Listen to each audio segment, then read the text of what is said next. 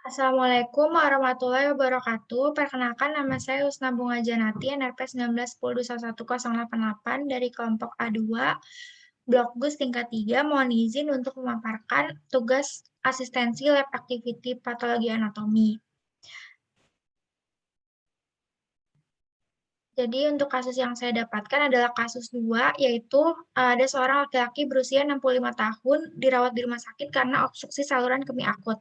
Selama beberapa tahun terakhir, pasien mengalami beberapa kali serangan sistitis. 2 hari sebelum dirawat, pasien sama sekali tidak dapat berkemih. Pemeriksaan laboratorium urin didapatkan leukositoria 10 per lapang panah besar. Pemeriksaan lainnya didapatkan kadar prostat spesifik antigennya 10 Ng per desiliter. Berdasarkan gambaran hasil biopsi, didapatkan gambaran mikroskopis berupa hiperplasia kelenjar disertai proliferasi epitel dan stroma fibromuskular dengan membran basal yang intak. Untuk pertanyaan nomor 1 adalah diagnosis dari kasus tersebut. Jadi berdasarkan usia pasien ini 65 tahun bisa menjadi faktor risiko untuk penyakit degeneratif. Kemudian keluhan pasien ini adalah obstruksi saluran kemih akut yang bisa disebabkan oleh adanya batu pada saluran kemih atau ada gumpalan darah atau ada massa pada saluran kemih yang menghalangi ekskresi urin yang walaupun produksi urin itu terjadi terus-menerus. Kemudian obstruksi saluran kemih juga bisa disebabkan karena adanya massa yang membesar di sekitar saluran kemih yang menekan lumen sehingga terjadi penyempitan. Kemudian pasien ini juga mengalami sistitis atau inflamasi pada vesika urinaria yang bisa berhubungan dengan obstruksi saluran kemih yang dialaminya, mana obstruksi ini bisa menyebabkan urin ini tertampung atau terjadi retensi sehingga terjadi tempat pertumbuhan bakteri untuk sistitis. Kemudian pasien ini tidak dapat berkemih. Ini juga berhubungan dengan obstruksi yang dialaminya, karena sumbatan ini menyebabkan pasien ini tidak dapat berkemih. Kemudian untuk dari anamnesisnya, saya bisa menarik hipotesis bahwa gejala yang dialami pasien ini disebabkan karena penyakit yang pertama ada benign prostatic hyperplasia, yang kemudian ada karsinoma prostat, lalu ada prostatitis atau inflamasi pada prostat, kemudian yang ketiga ada vesikulitiasis, yaitu ada batu pada vesika urinarianya, kemudian ada struktur uretra atau penyempitan lumen uretra yang disebabkan oleh fibrosis. Hipotesis ini diambil berdasarkan obstruksi saluran kemih akut, sistitis, dan juga tidak dapat berkemih. Kemudian dilanjutkan pada pemeriksaan laboratoriumnya didapatkan leukositoria 10 per lapang panjang besar yang bisa menandakan adanya infeksi karena dari sistitisnya juga. Kemudian prostat spesifik antigennya ini meningkat, yang mana karena pasien ini usianya 65 tahun, normalnya itu PSA-nya itu sekitar 4,5 Ng per dl. Namun pada kasus ini terdapat peningkatan yang menandakan adanya gangguan pada prostat. Sebenarnya prostat spesifik antigen ini biasanya digunakan untuk screening karsinoma prostat, tapi bisa juga terdapat pada kelainan prostat lainnya, sehingga kadar PSA yang meningkat ini bisa menghapus hipotesis vesikulitis dan struktur uretra. Selanjutnya pada pemeriksaan biopsi didapatkan hiperplasia kelenjar, proliferasi epitel dan stroma fibromuskular, serta membran basal yang intak, yang mana ini merupakan gambaran biopsi dari benign prostatic hyperplasia. Sehingga hasil biopsi ini dapat mencoret hipotesis karsinoma prostat dan juga prostatitis. Sementara untuk karsinoma prostat itu harusnya pada pemeriksaan biopsinya menunjukkan gambaran massa berbentuk nodul dan terdiri dari sel-sel yang neoplastik dan polimorfik. Dan intinya juga hiperkromatik dan terdapat mitosis yang abnormal. Selanjutnya untuk soal yang nomor 2 adalah patogenesis dan patofisiologi dari diagnosis, yaitu BPH. Jadi sebenarnya etiologi dari BPH ini sebenarnya belum diketahui, namun ada beberapa teori yang bisa menjelaskannya. Pertama itu ada teori dihidrotestosteron. Jadi dihidrotestosteron ini adalah metabolit androgen yang penting dalam pertumbuhan sel-sel kelenjar prostat. Jadi dihidrotestosteron ini dibentuknya itu dari hormon testosteron dengan bantuan 5-alfa reduktase dan NADPH, kemudian menjadi dihidrotestosteron. Lalu dihidrotestosteron ini akan berikatan dengan reseptor androgen, sehingga ikatannya ini akan berada di inti sel dan memicu sekresi growth factor sehingga terjadi terjadi pertumbuhan sel-sel atau hiperplasia. Kemudian yang berikutnya adalah ketidakseimbangan antara estrogen dan testosteron. Jadi seiring bertambahnya usia, kadar estrogen pada pria itu akan tetap dan testosteronnya menurun sehingga terjadi ketidakseimbangan. Lalu estrogen ini berperan itu untuk proliferasi pada sel-sel prostat dengan cara meningkatkan sensitivitas sel prostat terhadap hormon androgen, lalu jumlah reseptor androgennya meningkat dan menyebabkan penurunan pada jumlah kematian sel. Kemudian yang ketiga adalah teori interaksi stroma dan epitel. Jadi sel stroma ini akan distimulasi oleh dihidrotestosteron dan hormon estradiol sehingga terjadi sekresi growth factor yang menyebabkan yang mempengaruhi sel epitel secara parakrin sehingga terjadi proliferasi stroma dan epitel. Teori yang berikutnya adalah berkurangnya kematian sel prostat atau apoptosis. Jadi pada keadaan normal itu akan terjadi apoptosis normal yang akan menyebabkan kondensasi dan fragmentasi sehingga terjadi degradasi sel oleh lisosom. Kemudian pada jaringan normal itu terdapat keseimbangan antara laju proliferasi dan laju apoptosis. Namun pada teori ini terdapat ketidakseimbangan antara kedua laju ini. Untuk faktor penghambat apoptosis sendiri itu belum bisa diketahui. Yang menjadi prediksinya itu adalah hormon androgen dan juga estrogen yang fungsinya itu untuk memperpanjang usia sel. Kemudian yang terakhir adalah teori dari sel stem, yaitu terdapat ketidaktepatan aktivitas dari sel stem yang mempunyai ciri khas proliferasi yaitu secara ekstensif sehingga terjadi produksi berlebihan sel stroma dan sel epitel. Kemudian untuk patofisiologinya ini sesuai dengan patogenesis yang sudah saya jelaskan tadi, yaitu berdasarkan hormon, yaitu ada DHT yang akan dibantu oleh 5-alfa reduktase, kemudian berikatan dengan androgen reseptor dan menyebabkan sekresi growth factor. Kemudian untuk teori yang berikutnya ini estrogen yang akan berikatan dengan estrogen reseptor di prostat sehingga menyebabkan ekspresi gen dan menyebabkan sekresi growth factor juga. Selanjutnya ada patogenesis lainnya yaitu berdasarkan inflamasi dan disregulasi imun, yaitu apabila ada infeksi bakteri dan juga ada beberapa faktor lainnya seperti yang ada di gambar ini akan memicu proliferasi dari sel-sel yang imunokompeten seperti limfosit, makrofag, dan granulosit sehingga terjadi inflamasi dan dikeluarkannya sitokin proinflamasi. Kemudian proses inflamasi ini akan menyebabkan remodeling dari jaringan sehingga menyebabkan hiperproliferatif program pada peningkat yang menyebabkan growth factor yang meningkat dan apoptosisnya menurun sehingga terjadi proliferasi stroma dan diferensiasi dan pembentukan matriks ekstraseluler. Inisiasi growth factor yang meningkat ini juga akan menyebabkan hal yang sama yaitu proliferasi stroma sehingga proliferasi stroma ini akan menyebabkan obstruksi pada vesika urinaria karena ada peningkatan massa. Kemudian untuk teori yang ketiga itu ada metabolic derangement atau sindrom metabolik seperti dislipidemia, hiperglikemia, hiperinsulinemia, hipertensi, dan klasifikasi prostat yang akan menyebabkan suplai vaskular ke prostat itu menurun sehingga menyebabkan stres oksidatif dan memicu inflamasi.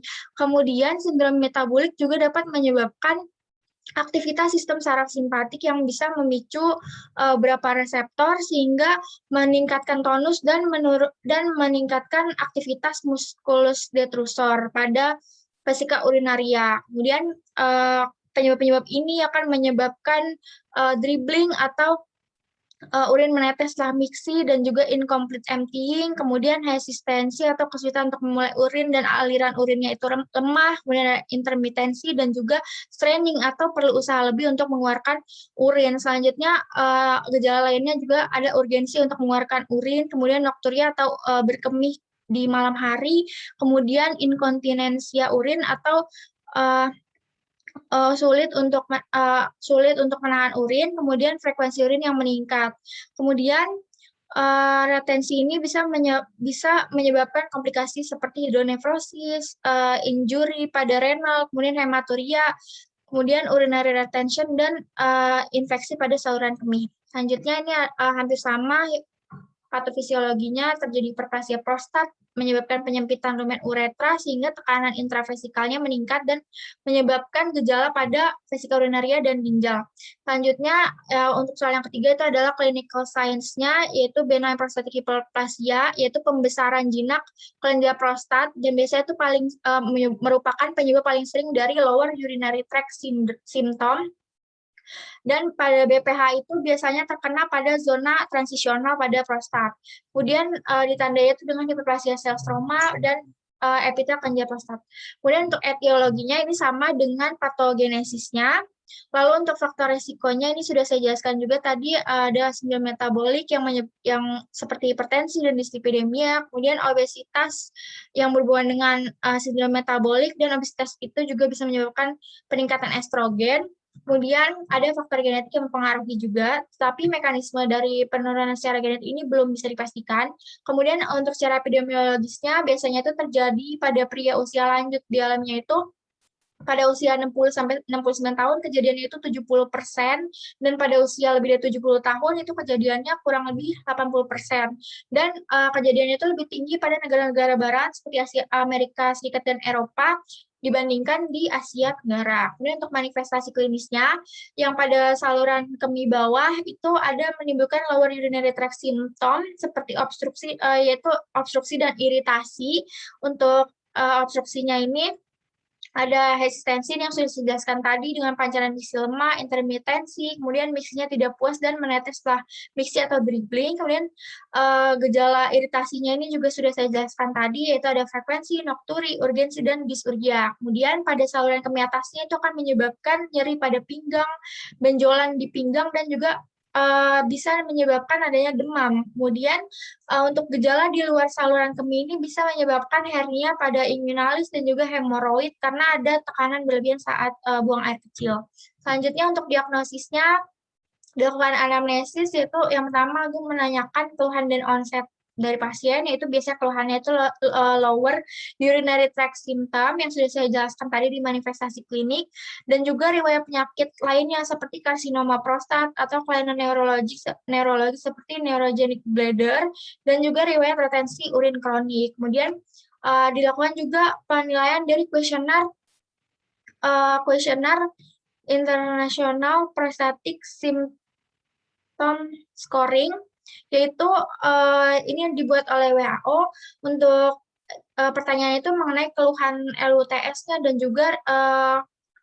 juga kualitas hidup pasien. Kemudian pada pemeriksaan fisiknya itu akan didapatkan buli-bulinya terisi penuh saat palpasi, dan juga ada massa kistus di daerah suprasimfisis. Lalu pasien ini juga kan urinnya itu selalu menetes tanpa disadari. Lalu juga bisa dilakukan pemeriksaan rectal tissue untuk menilai keadaan prostatnya. Pada BPH itu tidak terdapat nodul pada rectal tissue-nya, dan kesimetrisannya simetris dan konsistensinya itu kenyal, dan juga untuk menilai batas prostatnya dilakukan rectal tissue. Selanjutnya adalah pemeriksaan penunjang lainnya, yaitu laboratorium sedimen urin dan kultur urin itu untuk menilai apakah ada inflamasi dan infeksi. Lalu faal ginjal itu apakah ada kelainan pada saluran kemih bagian atasnya, dan gula darah ini untuk menilai apakah ada diabetes mellitus atau tidak. Lalu PSA, spesifik antigen, ini untuk menilai kelainan pada prostata yang sudah saya jelaskan di soal nomor 1 tadi. Kemudian untuk pencitraannya, yang pertama dilakukan foto polos, ini untuk menilai diagnosis lainnya seperti apakah ada batu pada saluran kemihnya. Kemudian ultrasonografi transrektal, ini untuk menilai volume prostatnya, yang bisa juga untuk menjadi guidance untuk pemeriksaan biopsi. Lalu ultrasonografi transabdominal ini untuk menilai apakah ada kelainan pada saluran kemih bagian atasnya seperti hidronefrosis. Selanjutnya untuk tata laksananya secara konservatif itu dilakukan watchful waiting apabila skor IPSS itu di bawah 7, diberi penjelasan tentang yang memperburuk keluhan, dan juga dilakukan kontrol secara periodik. Lalu ada medikamentosanya, dilakukan pemberian penghambat reseptor adrenergic alfa dan juga 5-alfa reduktase, dan juga fitofarmaka. Fitofarmaka ini ada beberapa yang bisa menjadi anti-estrogen. Kemudian untuk operatifnya ini transuretral resective of prostate, dan juga transurethral incisive of prostate. Kemudian bisa dilakukan menggunakan laser, kemudian atau bisa dilakukan juga termoterapi, yaitu menggunakan pancaran panas yang menggunakan antena yang berada di dalam uretra atau dipasangkan stent yang untuk menjaga uretra agar tetap terbuka. Selanjutnya untuk komplikasinya, PPH ini bisa menyebabkan retensi urin karena obstruksi yang berlebihan sehingga urin ini akan stasis di dalam vesika urinaria sehingga menyebabkan retensi yang bisa kronis dengan tekanan yang tinggi, lalu sehingga bisa juga menyebabkan infeksi saluran kemih, hematuria, dan vesikolitiasis. Ini juga berhubungan dengan stasis urinnya. Lalu untuk prognosisnya, risiko retensi urinnya itu meningkat di usia tua dan bila tidak ditangani akan menjadi progresif sehingga bisa menyebabkan komplikasi lainnya seperti gagal ginjal dan chronic kidney disease. Lalu untuk soal yang keempat ada gambaran makroskopik dan mikroskopik. Jadi untuk gambaran makroskopiknya akan terdapat gambaran nodular multiple prostat yang membesar dan warnanya itu putih kecoklatan dengan batas yang tegas.